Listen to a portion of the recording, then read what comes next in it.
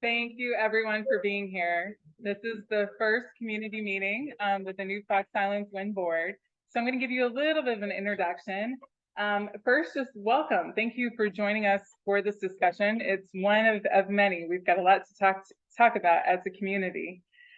This is a discussion format, so there's questions, answers throughout. Just raise your hands. We're really wanting this more of a discussion for the community. And if it's something we don't have the data for you tonight, I'm going to be taking notes and putting all these together for topics on future meetings and what we need to talk about. There's a lot. There's several of these that are planned throughout the next year or so. So just let me know. There's also a pamphlet up there with contact information. You can email questions, call, and we have a new website that we're going to be putting data on, which is up there. So all of these ways are this is just really to get the conversation started. So we can't possibly cover it all in the next hour and a half, but we're going to do absolutely the best we can. I want to introduce to you first the Fox Islands Electric Board that really made this all happen to begin with. We have President Patrick Traynor here with us. Yes, please. Vice President Tad King. And Secretary Sherry Brock. Sorry, I was going to say your full name, Sherry Brock. And then I do want to say kudos to Barbara Hamilton. She's amazing. Right now. So to start this all off, the Fox Islands Electric Board started talking about the format of Fox Islands Wind, the structure, and everything a couple years ago. The Fox Islands Board adopted bylaws for Fox Islands Wind in January of 2022. And the bylaws basically require the directors to be members of Fox Islands Electric. So there's no outside interests that aren't people who aren't part of this community that can be on this board. These are all community members with electric accounts. We're just keeping the governance local. The Fox Islands Electric Board advertised, met with candidates, interviewed them, and did a new appointment in October of 2022. So the new board met first in November of 2022, and then just in January this year, they met and they took their seats officially as the new directors of the board, and they appointed me as the CEO, replacing George Baker. So all of this is fairly recent within this year. So that's why we're having these meetings, getting the ball rolling. So to introduce the new board to you, I'd like to start with our president, George Kendrick. George, would you like to say a few things? Yeah. Not too much to say other than this has been a project I've been watching for a long time from the sidelines.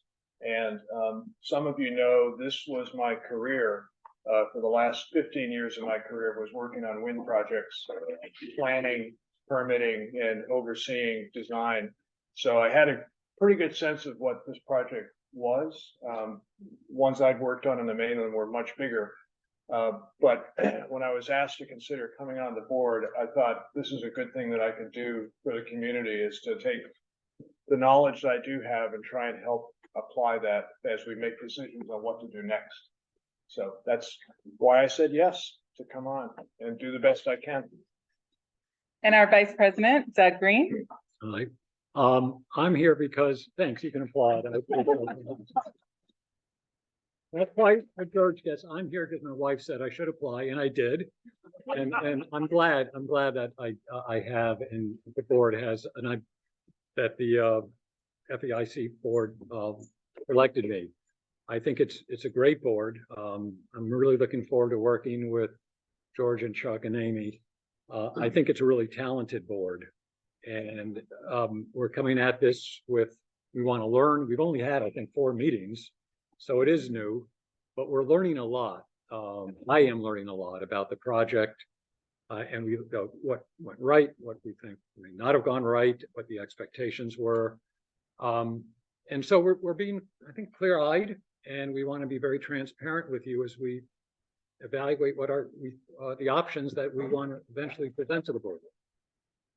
And our Secretary Treasurer, Chuck Gadsden. I guess I'm the one on the board that has the least technical experience with wind farms. My career was in managing timberland in northern Maine, part of the Maine's forest products industry. But I guess like everyone else, I sort of watched this project happen and had a lot of questions about where it was, what was happening, what was going on. And then I attended a meeting that Amy spoke at, and I was really struck at how her willingness to talk in a very direct and frank way about all the issues that were there. And that really piqued my interest to get involved. And so I put my name forward with that in mind, really. I'm really excited to have the three of these gentlemen. They are volunteers, so they're not getting paid to be here and to do this. But it is quite extraordinary to find always in this town. This town always amazes me, this community, on finding people that are willing to serve in this kind of capacity and to really take on a lot, really dig through a lot of information. It's been a lot of hard work so far, but I think we are really understanding the project with a fresh perspective. So to dig in, just a high level business structure. So Fox Islands Wind is a wholly owned subsidiary of Fox Islands Electric. In 2014, Fox Islands Electric purchased the remaining shares from the equity partner, Diversified Communications. And in 2023, this year, Fox Islands Electric purchased the Fox Islands Wind property that they leased back to Fox Islands Wind. So Fox Islands Electric is a nonprofit, member-owned community utility. It's owned by our island communities. Fox Islands Wind is owned by Fox Islands Electric, so that the island communities then own Fox Islands Electric and Fox Islands Wind. The directors serve on a volunteer basis. There's no remaining financial interest in Fox Islands Wind except for Fox Islands Electric and its members. So what we're talking about today and going forward, we're not looking at who's making money, who's got a profit share or anything. If Fox Islands Wind benefits, it'll be because it benefits the community and its members here. That's it.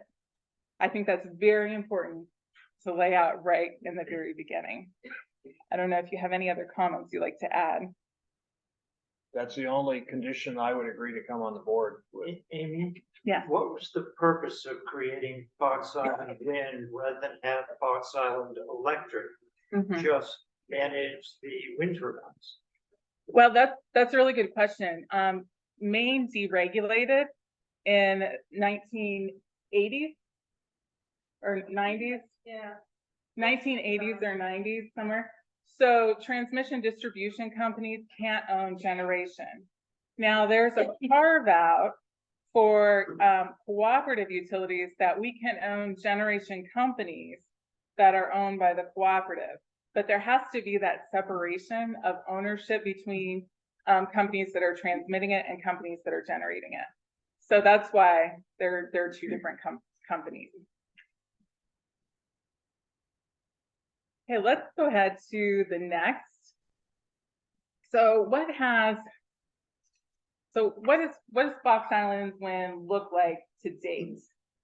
This is a slide right here about basically Fox Islands Electric use and the market sales. One of the promises early on in the project that I read, and again, we're coming at this all fresh, it's just what we've read and what we've seen, is that Fox Islands Wind would be able to meet 100% of our utility needs, our electric needs on the islands. And generally it has, but there's some caveats on how this works that I think we don't really quite understand in the community that I think is an important thing to talk about. The statement was generally true, but it didn't really highlight an intermittent resource. Wind is an intermittent resource. So, I mean, I've seen the turbines go from generating 1.6 megawatts, and then 10 minutes later, when the wind drops off, they're not generating anything. They generate when the wind is at least 6 meters per second. It has to be going at least that fast for them to start turning and start generating before they can even put power onto the system. How many miles an hour is that? I didn't calculate it. Does anybody have a conversion calculator? 14? 14 miles per hour. So it's intermittent. So Fox Islands Electric takes the power to serve its load first. In blue, this is Fox Islands, the power that Fox Islands Wind could use in these years. And then the orange represents what is sold to the market. And that power is being generated when Fox Islands Electric can't use it. Maybe it doesn't need it. Maybe it's in the middle of the night and there's a lower level of power use. In the summer months during the nights, we might get some good wind, but not really, people aren't really using electric. So we have to meet, Fox Islands Electric side has to meet its electric load. Fox Islands Wind sells everything to Fox Islands Electric. Fox Islands Electric then either uses it or sells it to the market. Fox Island Wind, it was sized for 100% of the energy load, which it did fairly consistently until about 2021. Fox Islands Electric load ranges from about 10,250 megawatt hours a year to 11,750. We're right in there. So a different way to look at this is to really look at our power sources. We use it when we can, Fox Islands Wind does, but the generation timing is an issue. If you look at the blue, this is the Fox Islands Wind power that Fox Islands Electric can take and use for its customers. The orange and below, behind it, is what it has to sell because it can't use it on the system at the time it's generated. The white kind of transparent layer that's over it is the market power that we have to buy to replace that power we sell because we couldn't use the power when it was generated, but we need power at a different time when it's not generating. So we have to buy power to cover that time period.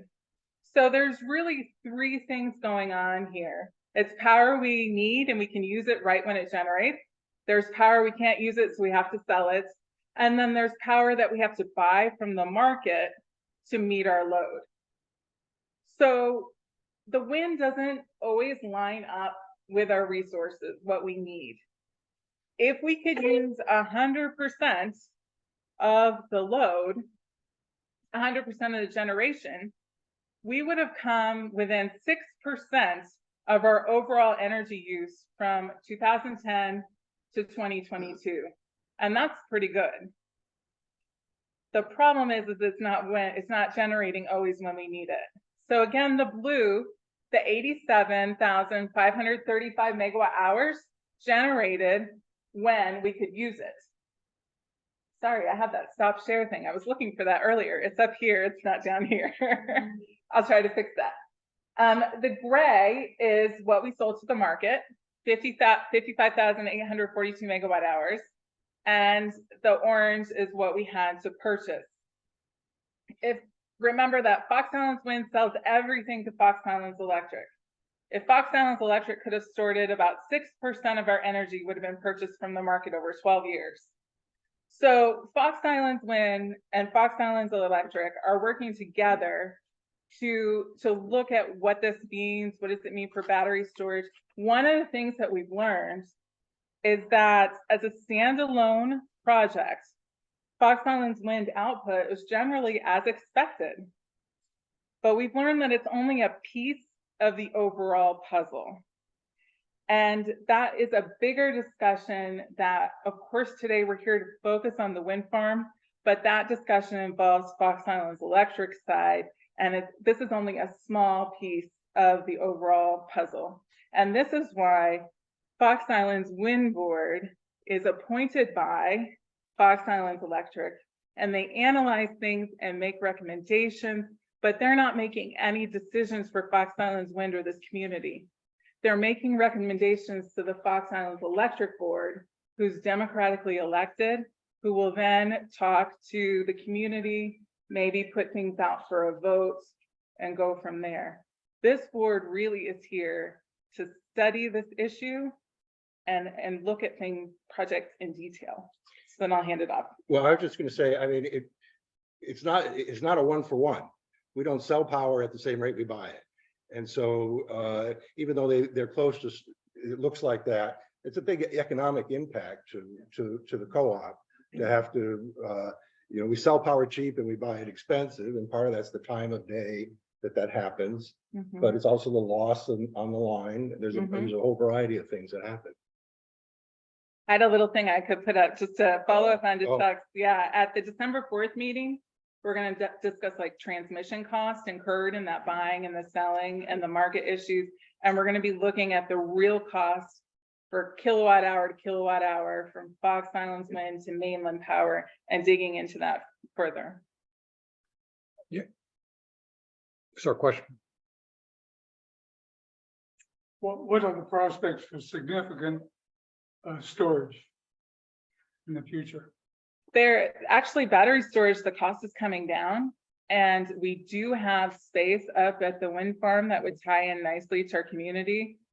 Both boards are looking at that as an option. We're looking at grant opportunities to help cover the costs. We're looking at cost benefit analysis.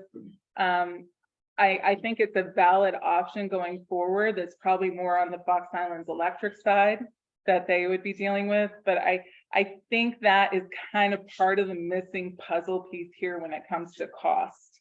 And that's, again, that's more on the Fox Islands Electric, but I think matching the energy to the time of day when we need it is a really important piece that we're currently missing. Is there any more comments want to add on? Oh, lots. But Yeah, lots of. So one of the key issues that we want to briefly discuss at this meeting is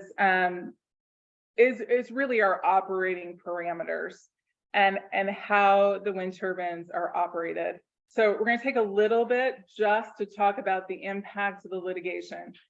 None of us were part of the litigation. None of us were parties to it, or I wasn't even around when it happened. We're purely looking at it on how it impacts what we do today. And I think it's something we have to address and just to get it out there that it's part of the conversation. So in 2009, the Maine Department of Environmental Protection, they issued the operating permit for Fox Islands Wind. And one of the conditions is that it would not go over 40 decibels of noise. So that's basically the level of human hearing, 45 decibels at nighttime at the nearest protected site. So in July of 2010, the turbines had a sound output of 47 decibels during high winds for about 7 to 10 minutes. That resulted in the noise complaints and the investigation by the Maine Department of Environmental Protection. In 2011, the department issued a noise reduction operation. And this permit had procedures for complaining, but also had procedures for operating. There is a 2 to 3% or 2 to 3 decibel reduction through nighttime curtailment, tongue twister, between 200 and 250 degrees during certain wind speed and wind shear conditions. So right now it results in about a 30% reduction in power overnight from 7 p.m. to 7 a.m. And then in 2013, Fox Islands Wind installed serrated fins on the blades, which decreased the noise by about an additional 2 to 4 decibels. So the permit was challenged and it was upheld in court. The Supreme Court gave deference to the department, and the Maine Department of Environmental Protection, the court recognized was the one for setting the enforcement and operating parameters.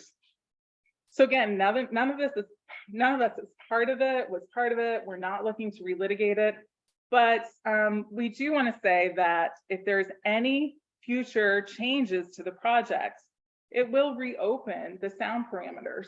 They're going to be reviewed. All interested parties that want to be part of the process and the conversation, maybe it's going to be an open process for any future changes. Right now, Fox Islands Wind, this board, Fox Islands Electric, We are dedicated to complying with the permit as it stands. And right now, the permit is 7 p.m. to 7 a.m. We do have curtailment. It's 40 decibels at the nearest protected site.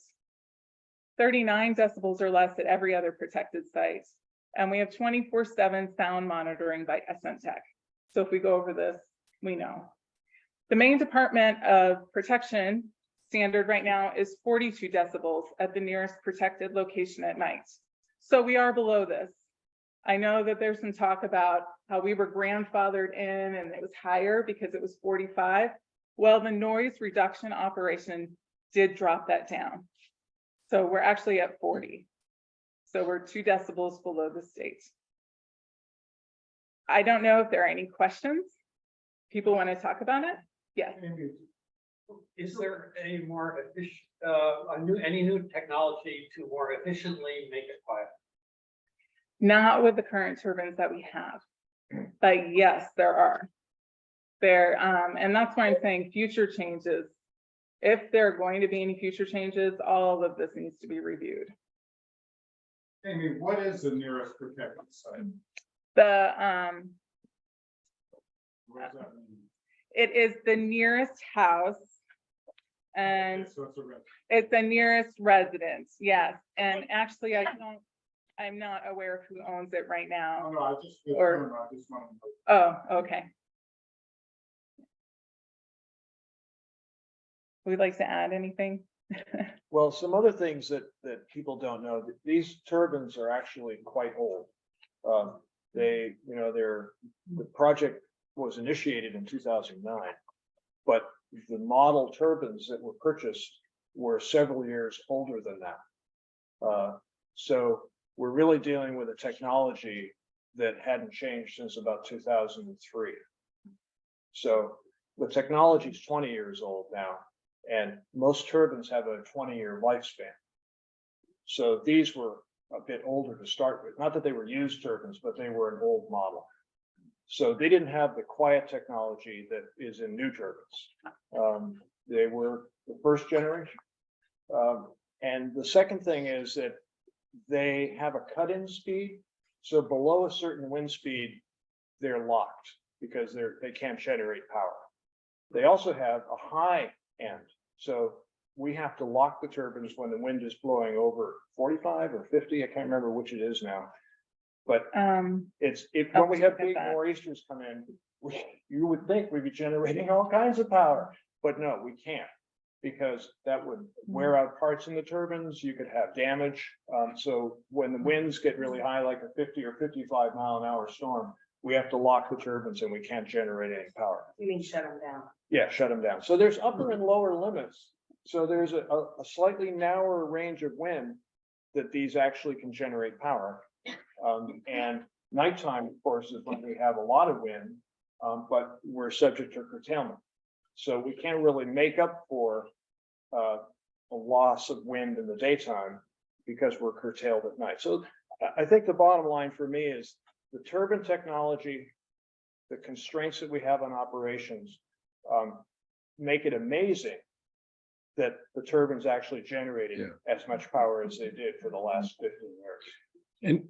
And then I want to add one thing I've learned just from participating in the meetings is these are also, not only are they old, but they're complex machines. They have to be maintained. They have to be serviced. You just can't put a turbine in the ground and walk away and let it spin. And one of the things that we have been discussing is ensuring that that maintenance is consistent, good, because not only are we looking at issues concerning what to do in the future, but they're here and now. So we have to ensure that they continue to work the best that they can, given the fact that they're old. But they are here. It's what we have right now, and it's what we're dealing with. So maintenance, getting parts, getting people out here to maintain them are really important factors to ensure that they produce and provide all of us with what we need to the extent they can function to their highest capacity. Yeah. Could you just sort of profile the kind of the maintenance picture? I mean, in other words, what kind of person, how many of those people, good question. how often, Mhm. with how many spare parts, It's a great question. access from where? That is a great And it's a great question. question. I will start it off to give Joe just a minute to be put on the spot if I'm going to. We have a maintenance and parts contract with GE. And they come out twice a year to do semi-annual maintenance on them. It's usually May or June and late October, November. And they come out and do the big grease changes and inspection and things like that. But it really is the day-to-day eyes on it that we're recognizing more and more with the older equipment that we need to have. So I'm going to introduce Joe Bickford real quick. Joe is our main technician that's trained on these turbines. He is a lineman with Fox Islands Electric. So Fox Islands Wind contracts all of its maintenance to Fox Islands Electric. So we have 3 linemen right now, and Joe is the only one that's fully trained on that. Fox Islands Electric is looking to train more and to figure out to provide more support as these get older and need more help. So Joe, I have just 2 questions for you. First of all, it came up earlier while you were out. What is the top limit of winds before we have to shut down the turbines to protect them?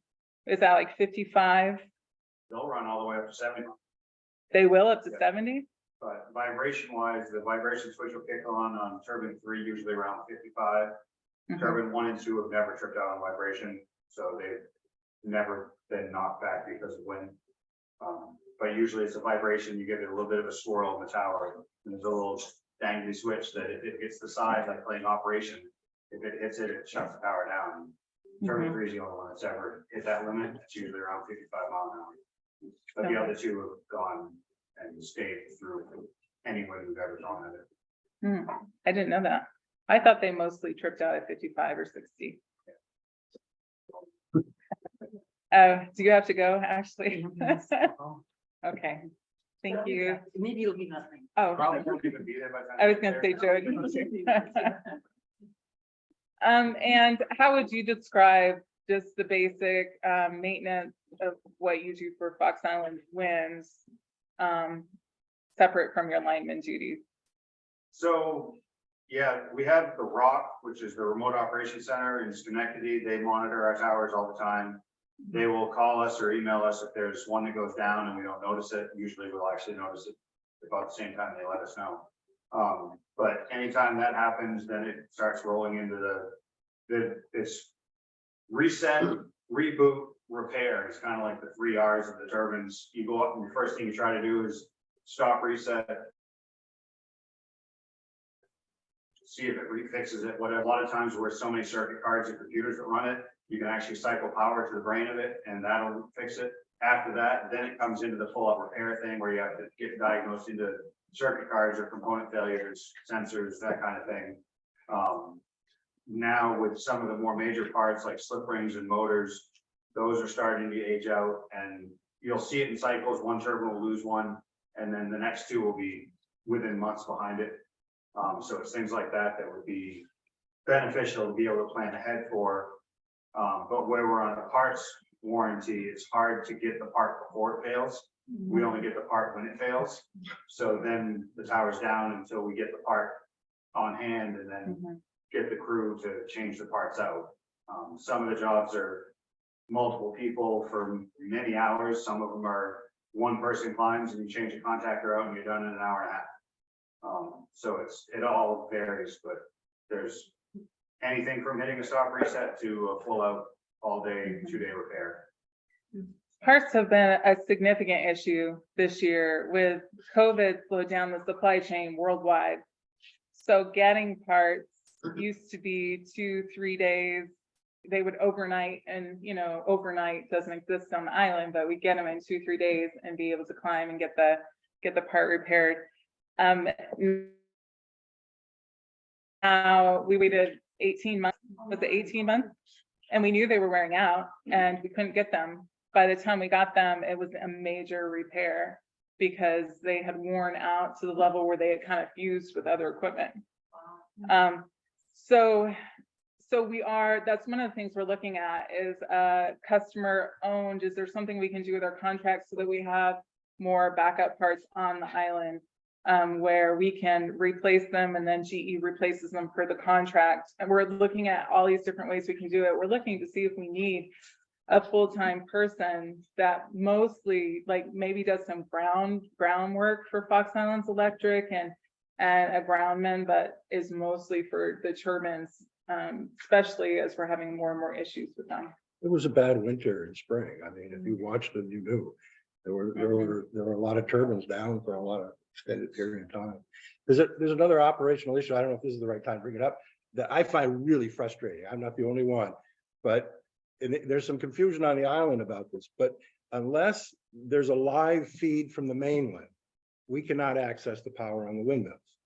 And it's just sort of counterintuitive. The things could be spinning and generating all the power we need during a major outage on the mainland, but we cannot access the power when that happens. And it's counterintuitive, but I don't know if you want to, it's an engineering issue. But I think, what was it, maybe a month ago, a squirrel ran into something in Camden and brought the system down, and we were without power, even though the windmills had been functioning perfectly fine. And that's just a really annoying part of this story, I think. Well, We're trying to. We have an engineer looking at it, different options.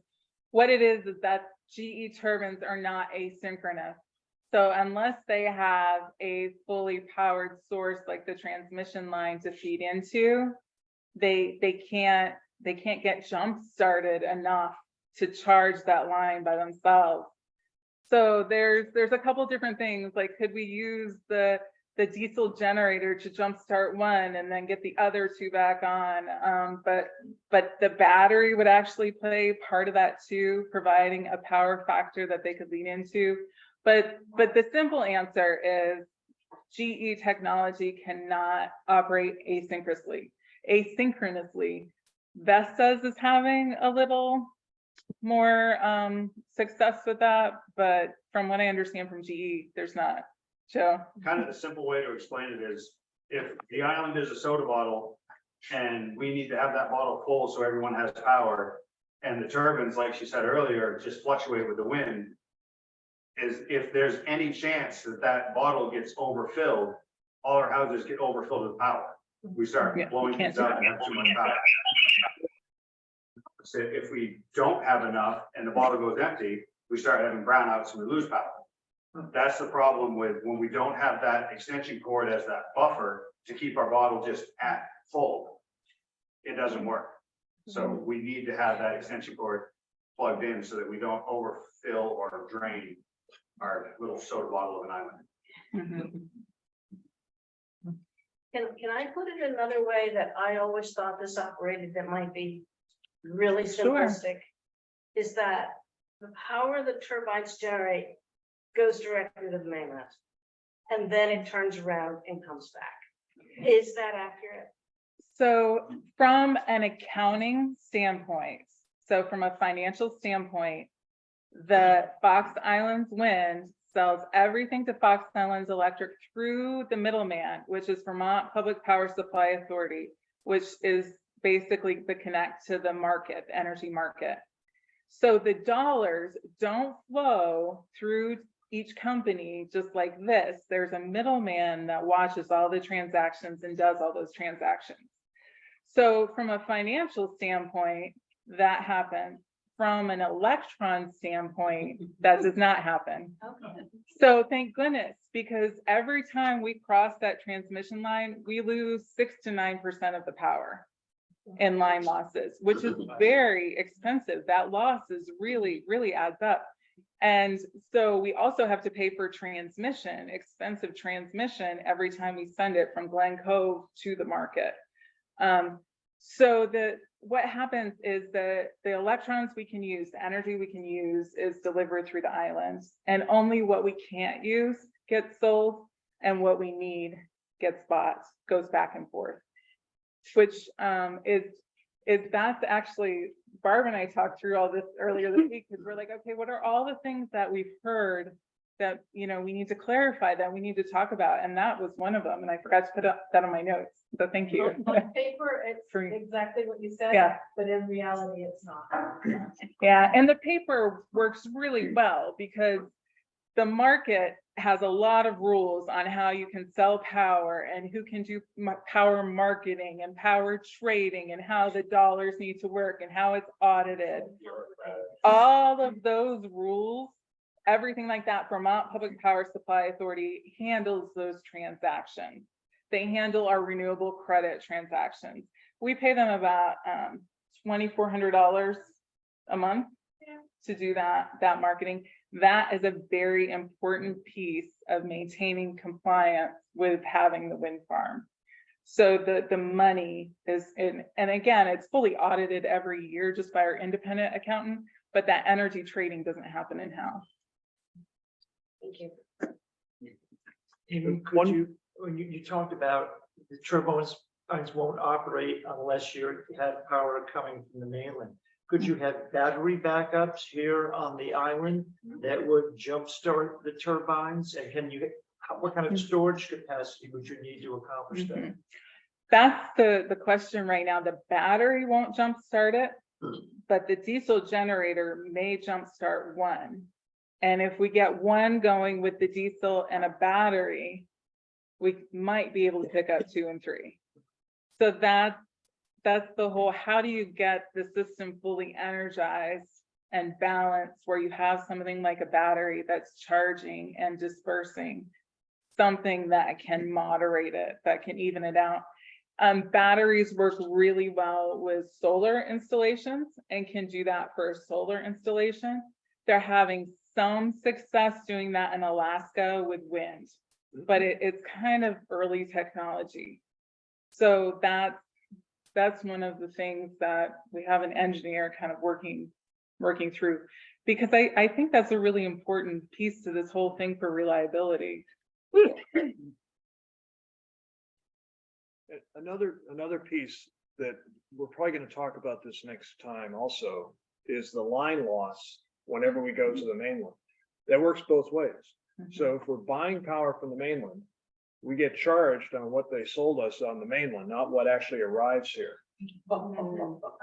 Because we lose, because of the resistance in the wires, we actually lose 6 to 9% of the power as it comes over here. And when we sell power to the mainland, it's not what we send, it's what they get on the other side. So again, every time we buy power, we're sort of overpaying by 6%. And every time we sell power, we're under receiving by 6% because of those line losses. So one of the things the community can probably really help us with is something about controlling the amount of power we use during peak times. Because if we're able to, you know, that the chart that Amy showed earlier about the wind is being generated, but not necessarily at the right time. So when everybody gets home from work and they've got dinner going, they've got laundry and, you know, the dryers are going and all of that, and then we're hitting peak load. If the wind isn't generated, we're having to buy more power from the mainland to make up for that. And we're losing 6 to 9% every time we do that. And it's very expensive power. So now that we're getting the smart meters that the co-op's putting in, we may be able to help or give the community more power to be able to control power. Options. To be able to control when you use your power and help us meet the needs, rather than having to go to the mainland to buy power to make up the difference. And that's a lifestyle change that we're all going to have to figure out. But I think it might make a huge difference in the long run. Is there a difference in, would there be a difference in cost associated with how much power you use during different periods of time? Yes. Yes, Are we legally required to send it to the main? well, there's nowhere to put it Yeah. right now. We don't have any place to Yeah, store it, so, unless you have an yeah. electric car. The school bus might be an option, right? Just to make sure we're charging up the school bus. Well, that's something that Fox Islands Electric is going to be looking at with the new metering system and talking about supply chain. We've waited 2.5 years for meter chips, not even the meters, the little chips that come in because they're made in China. We've waited 2.5 years from the time our order was put in. Before COVID and before the supply chain issues, you were probably still looking at about 12 weeks, but definitely not 2.5 years. So that's something the Fox Islands Electric Board will be looking at, time of use rate. If people can shift and, do laundry in the morning or later at night, that 5 o'clock to 9 o'clock period is the most expensive for all of New England to buy market power. And that's also the time where we have a wind lull pretty much consistently on the island. So, I mean, that's just unfortunate, but it's the way it happens. That's when we need the wind the most. And that's usually when it calms down, is that late afternoon through early evening before it starts picking up again. So matching, looking at a battery to match our load to keep that generation on the island so that we can use it when we need it is something that we're looking at. And battery technology is becoming more accessible and more affordable. And more widely used and proven throughout the United States. So that's something definitely that's on the table for analysis. So I guess just moving right along, and then this is good because we'll kind of open this up. This is really great discussion. So the recent changes for the company, I think Fox Islands Electric Board, and I don't want to speak too much for them, but recognize that some changes need to be made. We need to look at this with fresh eyes. They're getting older. They're starting to need more maintenance. Let's really look at this company and what we need to do to make these turbines operate the best that we can. So we have new board, new bylaws, new governance standards. We have monthly meetings that are open to all Fox Islands Electric members. We are doing a top to bottom financial review of every cost, contract, insurance. We're looking at everything. Where are we spending too much money? Are there ways that we can limit some of this? We recently went out to different insurers, and we have one that we're hoping gives us a good quote, because insurance in 2019, it cost us $50,000 to insure Fox Islands Wind for liability. This year, it was $260,000. Wow. In 4 years, it went from 50,000 to 260,000. That cost has to get paid by the company, so it goes all into energy costs. We need to have insurance, but if that's what the best market value we can find is, we have to look for other options. Federated Insurance is a cooperative insurance company that was started by electric cooperatives to insure just electric cooperatives. So they came out this summer and they have decided to give us a quote. They are a nonprofit insurance company that's specifically tailored for our kind of business, for the electric utility business. So we're looking, we're hoping, fingers are crossed, to find some of these really high cost ticket items and look at every single line item that's going into the power budget. The company has to have insurance. They have to cover lease costs. They have to cover the equipment, the parts. The parts are becoming increasingly expensive. So one of the things that about a year ago we were looking at, I said, well, why don't we look at buying the property? Because lease costs are expensive. And if you can buy the property and use Fox Islands Electric as a borrower, as a cooperative borrower, we can get better interest rates. So we could save some money there. So the Fox Islands Electric purchased the property this spring, Amaziah's Way and the Zion Farm properties, and is leasing it back to Fox Islands Wind at cost. So there's no impact to Fox Islands Electric from a financial standpoint. And Fox Islands Wind is saving $30,000 a year because they're They are paying just the lower financing costs, the interest and the principal that Fox Islands Electric purchased it for. It was a win-win situation for the companies to work together to achieve cost savings. This board and myself and the Fox Islands Electric Board by extension are looking at every detail of Fox Islands Wind to find these kinds of opportunities.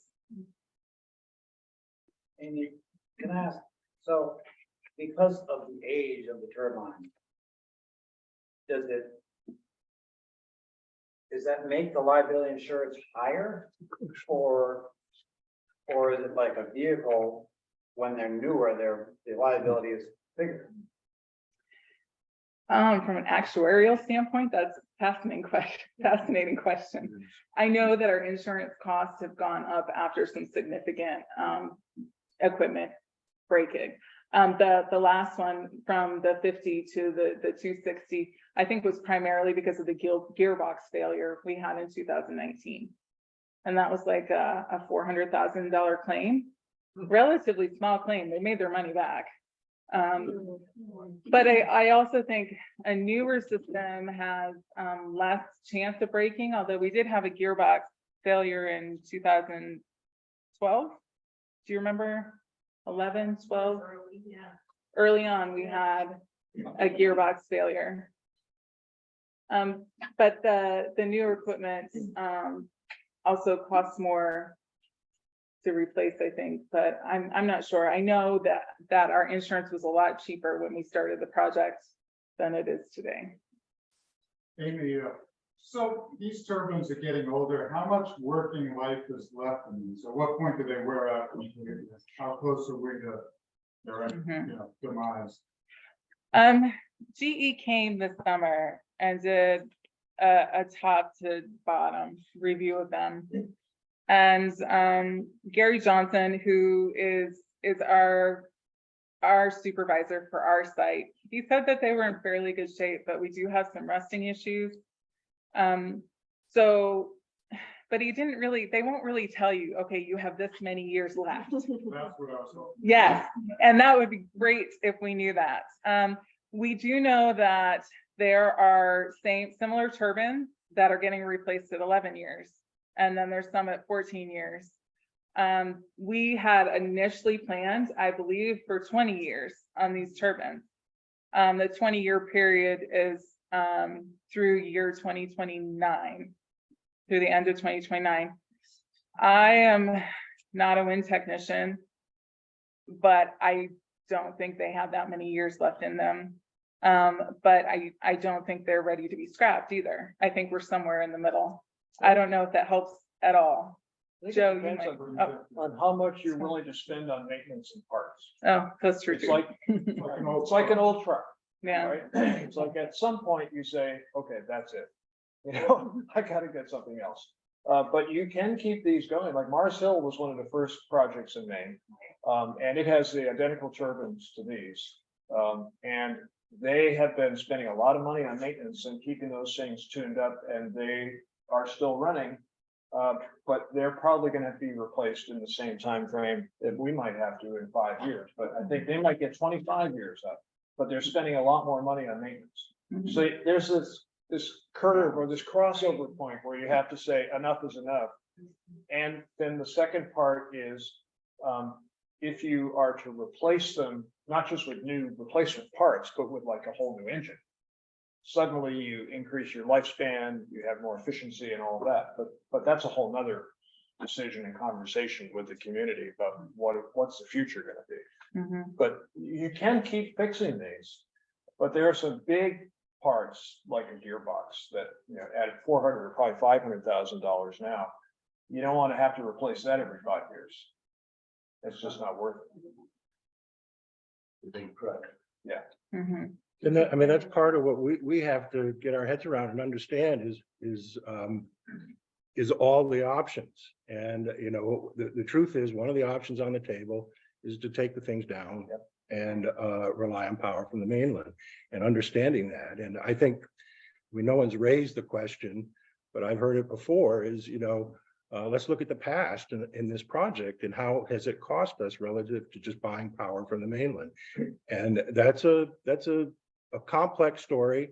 My simple understanding is that for the early part of the life of the windmills, we were paying a lot more for power than we would have been for the mainland. Natural gas came on and was providing 4-cent wholesale power, and that would have been a much cheaper power rate for this island. But today, of course, natural gas has spiked. We have an electric account in Thomaston, and I compare all the time, and they've actually been very close to par the last 6 months. It's still a legitimate question that we expect this community to put to us is, rather than just automatically talk about replacing and repowering, we've got to do, frankly, a better job of trying to forecast the cost of electricity for all the options than happened last time, frankly. And, we see that as part of our charge because there are people who struggle to pay their electric bill on this island.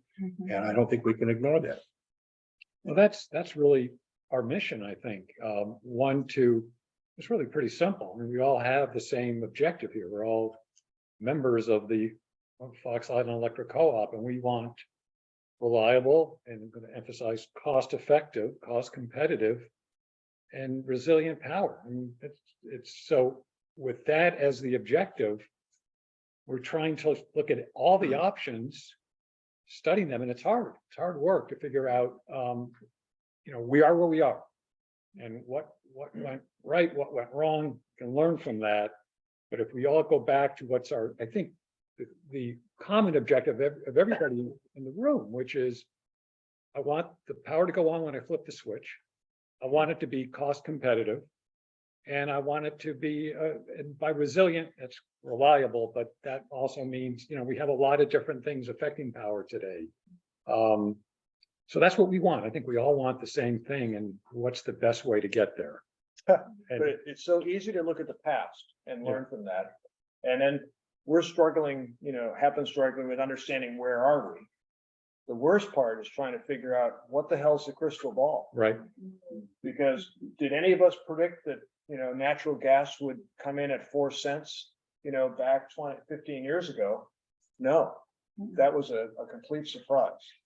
And yet the markets have spiked up again. So does anybody here, I don't know what the next 20 years is going to be for the power market on the mainland.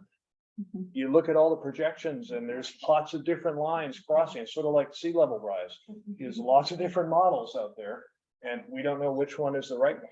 So that's the other challenge for all of us and the co-op is what's the next 20 years going to bring in the power markets and how does that influence what we decide to do now? I predict it will fluctuate. You want a diverse portfolio. Yeah. That's what you want.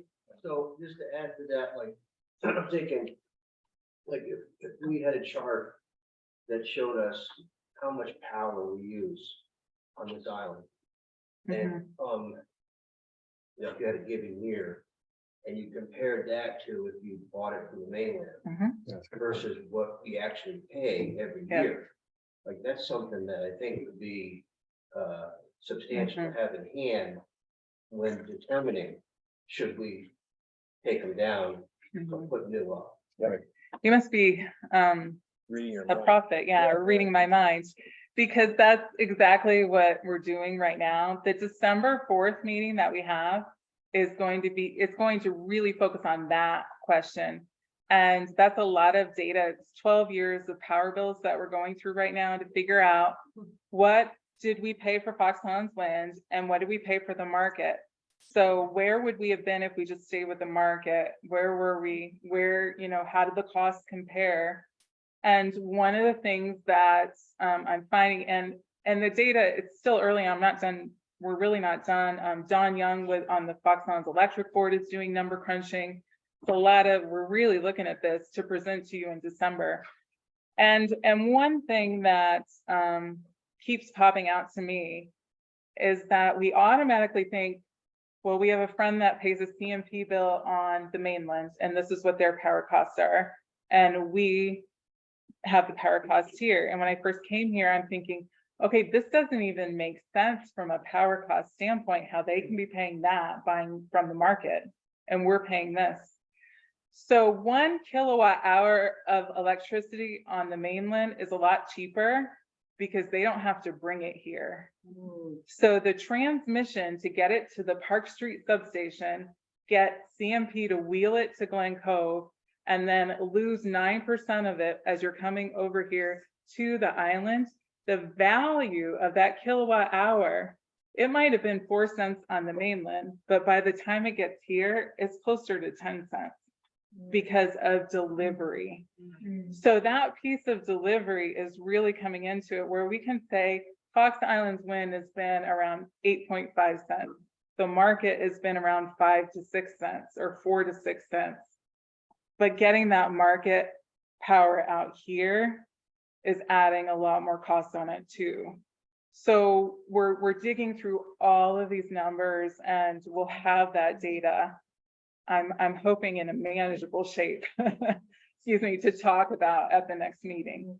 Because that's really, when we go back to what we're doing here, what is cost effective is just foundational to this whole discussion.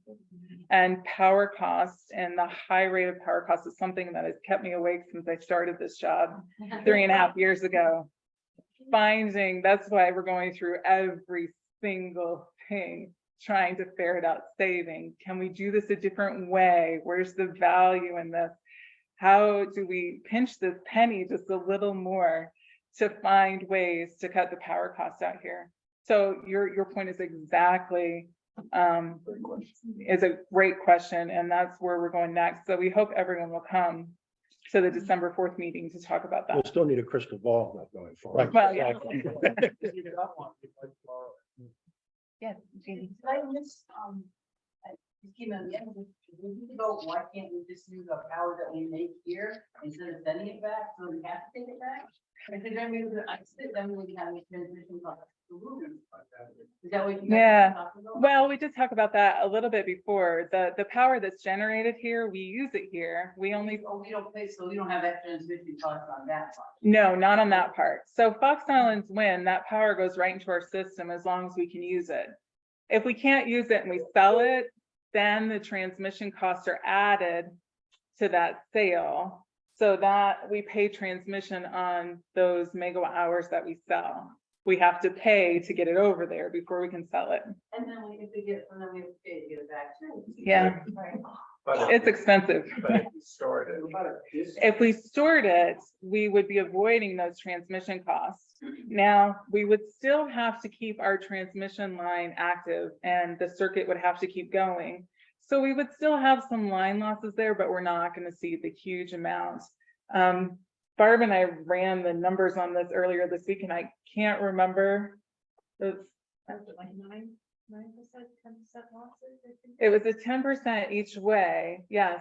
So if we're not really buying or selling, what does it cost us to keep that heated and activated and maintained? I think we said like 1,000 megawatts a year, maybe, or 1,000.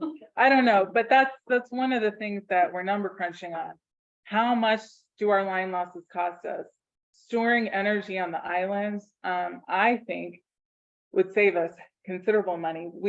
The Fox Islands Electric Board, we've been just tracking, okay, we sell this many kilowatt hours to the market for this price, and we have to buy that same amount for this price. How much money are we losing each month? Last year, it was $155,000 a year on just the difference between those kilowatt hours we sold and replaced. Because we sold them cheaper than we had to replace them more expensive, with more expensive power. So storage is definitely a piece of it. It's on really the Fox Islands Electric side that the boards are working together for an overall solution. Can you talk a little bit about when we have power outages and we're sharing power with North Haven and so forth, going back and forth? Yeah. I think that a lot of people think that, oh, the power is back on, we can just keep running things now, rather than, no, we're on generator power. Our generator is a 2 megawatt diesel, and it really runs optimally about 1.8. that might have been okay 10 years ago. That might have covered both islands, but it just doesn't anymore. So as Joe can attest, we have to look at the load on each island.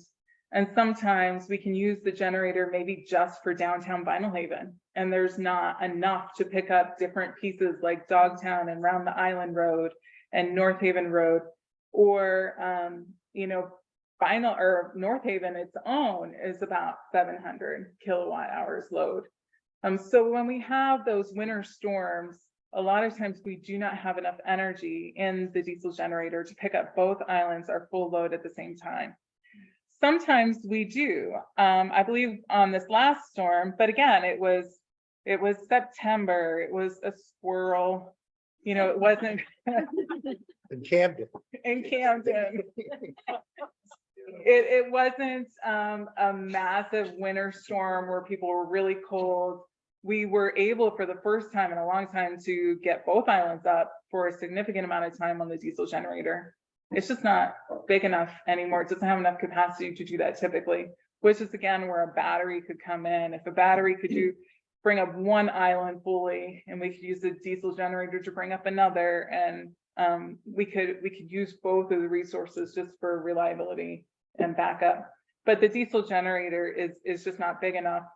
And I looked at putting another diesel generator in our system, but it does trigger a lot of air permits and issues that I don't really know if we're fully ready to go. I mean, we've got to go to the states, and it's a diesel and a fossil fuel, another fossil fuel resource, which is not something that's really favorably viewed right now.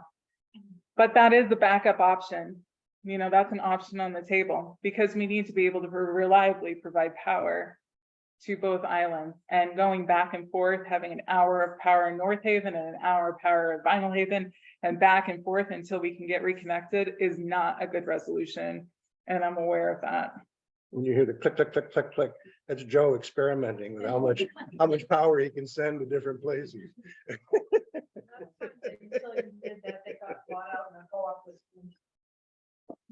Yeah, that was us, wasn't it? Our power hour is in 1975. But you know, I think that's a really important part of our history, is that in 1975, the community recognized that they wanted to form their own utility and take the reins. This is part of that process. It's an ongoing process. And I think it's really important that we recognize this and know it's not ideal and it's not acceptable, and that we need to do something about it. So reliability is definitely something we're looking at. Just a comment that, I don't know, you're not gonna put a value on this, but when we got those wind turbines, the psyche of the island was just over the top. Meaning we were so proud of them. We were over the top proud of them. And we were so proud of the fact that they were renewable resource, you know, wind energy and renewable. And I would ask that you do everything you can to maintain that. And if it means getting batteries in here, or even replacing them at some point, rather than going back to some sort of fossil fuel. I mean, we were just, you weren't here at the time, No, I Amy, wasn't. but it was just, But I see that picture in my office every day of kids that are now grown up yeah. at the opening, and I'm reminded of that. It was more than that. I mean, it was when we all met at the auditorium just to talk about this with George Baker. I mean, it was standing room only in the auditorium, but it was a hands vote. I Mhm. think maybe 3 people. Only out of a whole auditorium full, Mm. 3 people. Down Real it. sense of community pride. Community pride, thank you. That's what I'm trying to say. I think that's It was huge why- community pride. Everyone was so excited. Just excited for it. And the community vote, I think, was such an important part of it. Yeah. And I think that's why the Fox Islands Wind Board and the Fox Islands Electric Board and myself and our staff are all looking at this really as a community decision. when the blades came over on the park barge, downloaded down the park, but there was a whole crowd of people down there cheering him. And the truck drivers are going, we have never been cheered. living in these all the way up the north Yeah, hundreds of people down there cheering those blades. We're invested in those. We're invested in those. It's good to hear these stories. I've never heard those stories. Yeah. Of a community. It was. Community wide. Well, I just want to add to that too, like, was it George Baker, that was his name? right? Yeah. George Baker, yeah. And she's right, everybody was in on it until they got up and running. Mhm. And one of the things that George Baker said was, it'll be like wind going through leaves on a tree. So there were a lot of things Yeah. that happened that Mhm. made people that live near the wind turbines, Mhm. they were affected, and, there wasn't a lot of empathy out there Mhm. for those few people. And so that was very upsetting for a lot Yeah. of people that lived up there. I think, yeah, that is. And I just wanted to bring it up, because that Oh, also yeah. was part of that past, like, Mhm. it wasn't all, everybody was excited, kept on being excited. Yeah, it's a really mixed bag, isn't it? And I think the response from the community even today is a mixed bag, which is why we're looking at all of this and why we're gonna go through costs in detail and look at this, because I think the story of it is a mixed bag of different emotions and opinions. I would say that this And- board is not swayed. We're pretty clear-eyed on what the pros and cons of all of these things are. And we're committed to just laying all those pros and cons out to all of you. Because again, we're not going to be making the decision. Mhm. We're trying to gather the information, put out options, and then lay it out to the electric co-op and the community to make the decision. But community pride or anything aside, we're going to be looking at the pragmatic aspects of this with clear eyes. Mhm. We don't get swayed very easily by bandstands and waving flags and all of that. Yeah. There's no bias. That's just my personality. sorry. Well, I might. It's not. We'll work on your check. I mean, you gotta come back I to think what Amy said. It's You gotta had be. a question earlier. I didn't wanna. Question basically, so you talk about the cost of the gearboxes and the replacement of parts.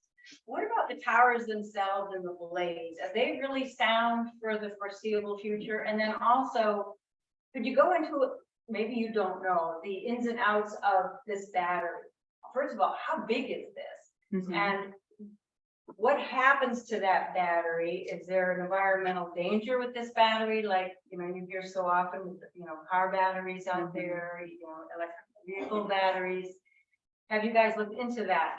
And all the pluses and minuses? Those are good questions. And I'm gonna say a lot of those questions are like future questions that we're still doing the analysis on. Yeah. I can tell you the size of what we need is probably like a double wide trailer.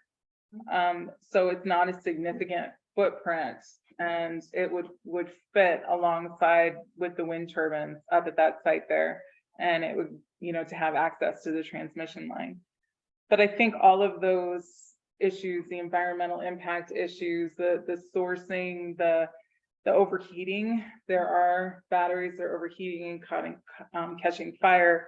All of those things would need to be investigated. And that's really the starting point of really where we are right now. It's new technology. And, it's only been around, the battery storage at this scale, Right, 1 or 2 megawatt batteries, they're lithium, okay? right. And that technology is less than 10 years old. Right. And putting them out in wind farms and places like that is certainly not more than 10 years old. So we're going to try and learn as much as we can. And that's why I do ask the question, because it is new technology and we've got fire hazard and I'm not downplaying it. I think we should look into everything. Believe me, I'm all for this. But I think that people have a tendency maybe to overlook those parts, which are so Oh, crucial. yeah. If there was a fire, could we even put it out? Do we have the capability to put it out? Mhm. So we need to Yeah. be smart, Mhm. look at everything. But you asked about the And tower and blades. Yeah, the tower and the Oh, blades, how are they? And, regardless of what we do or what the community decides to do, there's gonna have to be engineering studies to look at the foundation and the towers to make sure that if you were gonna repower, that they're fine. I mean, the inspections that we have from GE look at all of those things every year. And at this point, they're fine. Good. But will they be fine in 25 years? That's. a Well, different question. meaning, George, meaning that you could put a different manufacturers, turbines, blades and gearbox and so on. That's unlikely. It's So unlikely if that, we switch to a different. yeah, I mean, that's a whole supplier, nother, then it's another the whole deal. topic for a future meeting, because we don't know enough yet, but Yeah. what I can tell you is that a company like Vestas is not keen on putting their turbines on top of GE towers. And vice versa. And it's liability and warranty issues and all of that. So, there are some decisions you have to make. Whether you're going to simply repower the existing towers with new GE turbines. Or if you decide to go to a different manufacturer of a turbine, then you have to replace the towers as well. So there's a cost benefit analysis you gotta do there. There's all kinds of questions that we don't have answers to at this point. So Amy, is the co-op looking into solar power is a factor in our energy source? Yes, because everything's on the table at this time. It's more on the Fox Islands electric side that we're looking at. If we know that generating on the island keeps us from paying those high transmission costs, what kind of generation is actually feasible on this island? And solar is one of those. But really at this time, it's kind of part of the future discussion. But yeah, it has been discussed and it has been looked at. Does that affect how much we buy back from the wind? Mhm. Plus, wind, August is our worst wind month. It's just not much wind. It's like breezy, beautiful. August, I love living here in August. November, December, January. But August is beautiful.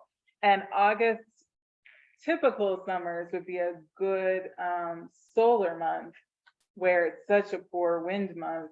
It could balance it out, but there's that cost benefit analysis.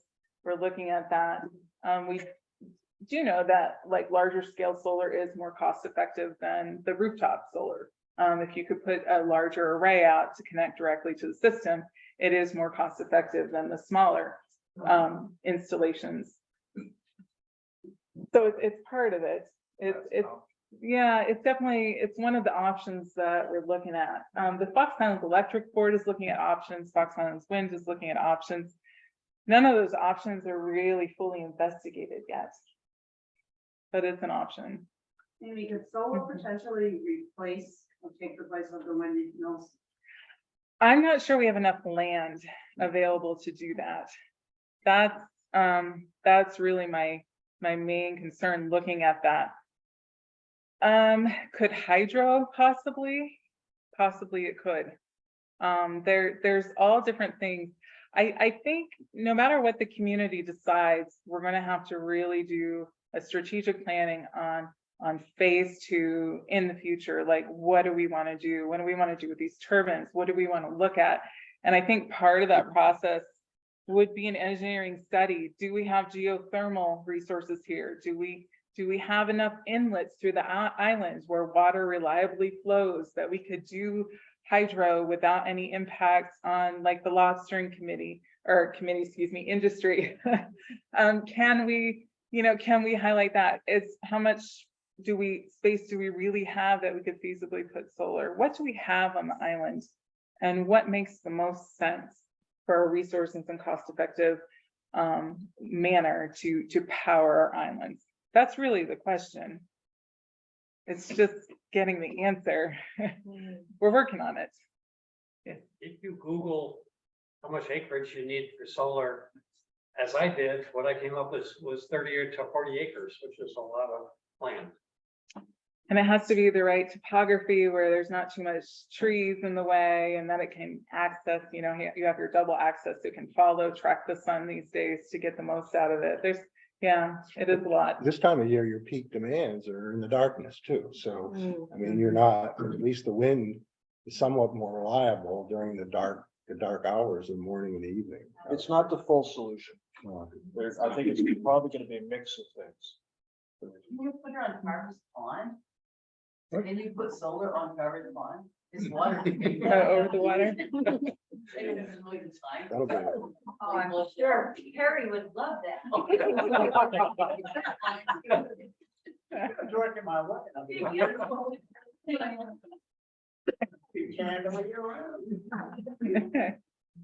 Just a quick question, crystal ball also on population growth for this island? Because we've seen a lot of influx of people since COVID and building and. We also have heat pumps, electric vehicles, more computer reliance. We have a growing demand for electricity just in our general culture. What is that going to look like for our community, and how much energy do we need to support that? And that's Fox Island's electric discussion as well. That's when we're looking at infrastructure, you know, where do we need to increase, you know, go from single phase to 3-phase to be able to really carry and provide all of that energy throughout the island. So yes, that is a huge part of the discussion. But another crystal ball, right? Unless Yes. you go with statistics. Yeah, you don't want to overbuild because the population here that uses it has to pay for it. So if you overbuild, it's a higher electric rate for the value, but you don't want to underbuild either. So how do you prepare for this and how do you plan for it? It's a delicate balancing game, I think. Got a question? A salute, an opinion, and finally a question. Okay. So thank you, you know, to the volunteer board and especially, you know, the thing about really awesome thing you're doing for the community. So, you know, thank you all for bringing this to us. Then an opinion is, the only thing that matters is what we do going forward. So with all due respect to the warm feelings and the ill will and all the stuff that happened in the past, we're only going to look forward, you know, December 4th, and we're in your hands and in deciding what matters, what we do. And maybe that's getting rid of them. Maybe that's, you know, buying power from the mainland. Maybe that's solar or whatever. We don't know. And the question finally is, you know, if it's hydro, I was thinking about Hydro Quebec, and I don't even know if this thing, you know, running the power down to Massachusetts, and you know, why couldn't I hiked right through there through Mars Hill, and you know, why couldn't we get a toll? You know, why couldn't Maine get a toll charge and a look at if that's really the super cheapest power? Maybe that's the most efficient way, you know, to you know, buy something is get behind, you know, opening up those power lines that we're gonna run down from Canada, you know, into Massachusetts. And we were just gonna stand there and watch them, you know, tear down our forests and stuff like that. So is there, are you looking at what the, you know, thinking about what the costs might be for mainland power in light of things? I am. One of the big issues that isn't talked about enough, I think, with renewable energy is the transmission that's needed to connect all these new sources to the grid. Because the transmission before, you used to have your power plants and the transmission to the grid. You didn't have several small power generators that all needed transmission going into the grid. As a market participant and buying energy from the market, our transmission cost is a reflection of every transmission foot throughout ISO New England. So the overall transmission structure and what it takes to build all this, operate it, maintain it, and everything goes into a big pot, and we pay a portion of that. So as we're looking at this, when transmission rates are continuing to rise, I do kind of like grit my teeth a little bit because I know we have to pay a portion of that transmission. And as transmission costs go up, that market power also goes up. So, and then getting it over here goes up. So do we account for some of that increased transmission and rates, trying to foretell what's going to happen to the market, the energy market? I think we have to. I'm not really taking a position on the CMP line from, you know, from Quebec to really Boston, Massachusetts. That's where they need the power. Just because I know that we would pay a portion of those transmission costs, but we're not going to receive any of the benefits. But that's really a minor decision on the overall project issue that they've got going on and all of the litigation. But transmission's expensive, and it's not. People will talk about, well, this new solar array is going to cost you 3.2 cents a kilowatt hour. Like, okay, but how much is it going to cost to get it to me? That, I think, is the more important question these days than the unit cost that it takes to generate it. The generator under the Tidewater is looking better all the time. Get that thing revved up. Actually, when you look at small scale hydro, the technology is making some advancements. I'm not saying we want to put a big generator right under the hotel rooms and just light it up and keep everyone awake all night. But I think that's something that we need to look at in the future. It's not really something that we're looking at right now. We've got our hands full with what we already have, I think, but it is something we should look at in the future. Just think of the heating costs that Phil would have with the generator and everything. Right? All that hot air. Yeah. So to kind of bring us back on track and then open it up for more discussion, I just want to finish with this board. The guiding principles really are to deliver reliable, cost-effective, resilient power to the Fox Islands, determine how Fox Islands Wind worked, didn't work, what our options are, make recommendations, and really look at all of these issues in depth, and to engage the community in these project discussions. So I'm going to turn it back over to our board for anything they would like to add to this discussion. I just have a philosophical point. We talked a minute ago about heat pumps, electric cars, and increased power demand and all of that. And we don't necessarily need to embrace endless consumption. That we're challenged to generate enough power for the island with the wind turbines. And if we have solar, that might help. And we have a diesel generator we can buy from the mainland. But if we continue to just increase the electric demand on the island, it's going to cost us one way or another. And so just as we now may have more options for when we turn on our electric dryer to do our laundry, and it's going to cost us more perhaps if we do it during peak. We can also make conscious choices to maybe try to use a little less power here and there. And that's probably going to help us in the long run. If we don't have to generate enough power and we don't have to buy as much power, maybe there are ways that we can at least take a little bit of a cut out of what we're consuming. And that's an attitude that you don't hear much about these days. And I remember having little stickers on the light switches when I was, in my teens. And, you were supposed to turn off the lights and try and conserve and carpool and all of those sorts of things, and we sort of lost that. Well, I don't know if we all did have. I remember just what you're saying. Yeah. And throughout my life, and probably a lot of us, good clothes racks and clotheslines and all that stuff. So I think, I don't think it's totally lost. No, I don't think it's lost, but we don't seem to be talking about it as much as a community. And That's why I brought up the thing about when you do have a power outage. I don't think the communication is necessarily there.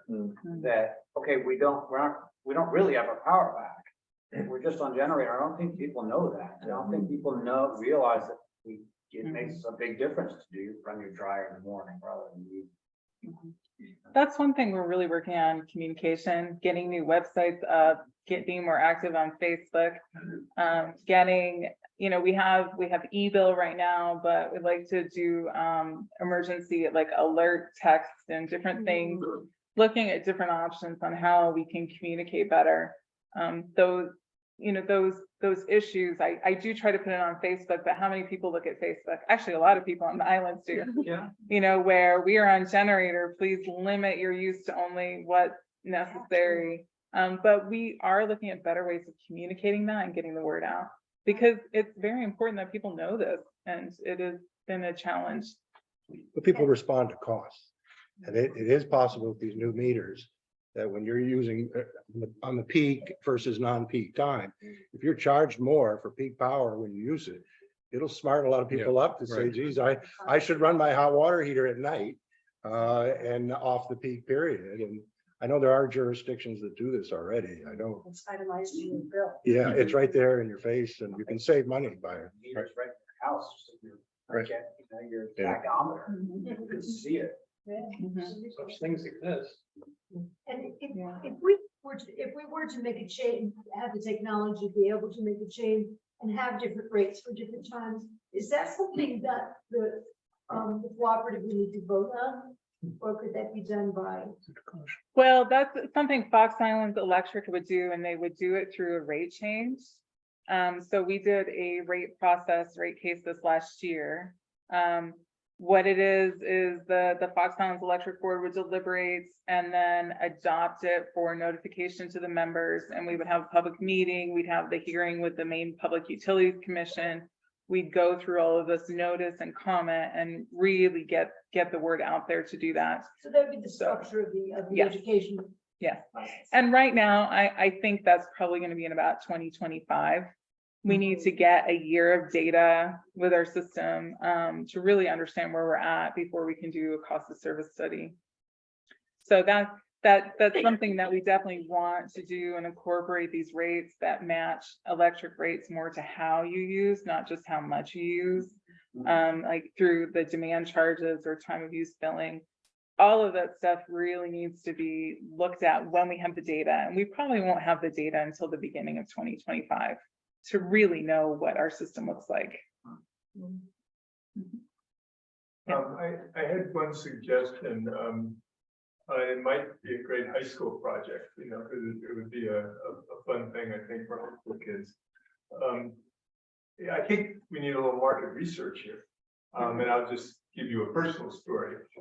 In the last year or 18 months, my house went from 10% LEDs to 90% LEDs. And got one new appliance, a dishwasher. Our bill is down 20%. How many people are 90% LED in their houses? I would have guessed otherwise. But I think, a lot of people say, oh yeah, that's cool, and they get some. But I mean, did they actually replace everything? And so that's just one example that LEDs really make a big difference. And of course, so do, new dishwashers versus old dishwashers. I mean, I replaced a dishwasher that was 30 years old. Big difference. So at any rate, my point is more about, it's kind of an interesting question. They're simple questions, and they're the kind of questions that like high school kids could ask of a household, as easily. You could do it in person instead of, hoping people will come to Facebook and fill out a form. But it's all up to you. But I just think it would set up people's consciousness about some of the issues you're grappling with, and you'd get some data about, well, so what's our opportunity here in terms of migrating people to newer appliances? It's the same thing as heat pumps going the other way. I mean, if we project an increase in heat pumps, that's a lot of more demand, but how much more could we push it down?